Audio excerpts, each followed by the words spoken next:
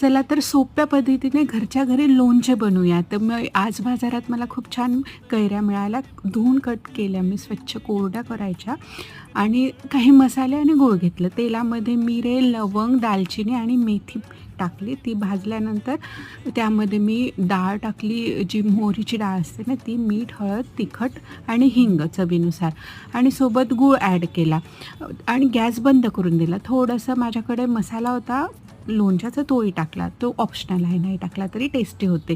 आणि थंड करायला मी बाउलमध्ये काढून घेतला. आता या पातेल्यामध्ये थंड झाल्यानंतर मी ज्या फोडी होत्या त्या टाकून ढवळून घेतल्या, कारण तेल वगैरे सगळं निघून यायला हवं ना. आणि मग नंतर मी त्या मसाल्यामध्ये मिक्स केलं. कोरडे तर वाटत होते, पण थोड्याच वेळात मीठ आणि गुळामुळे पाणी सुटले. त्यानंतर मी स्वच्छ बाटली घेतली काचेची, त्यामध्ये हे भरले. खूप टेस्टी झाले आहे लोणचे. बनवून बघा, घरच्या घरी झटपट बनते.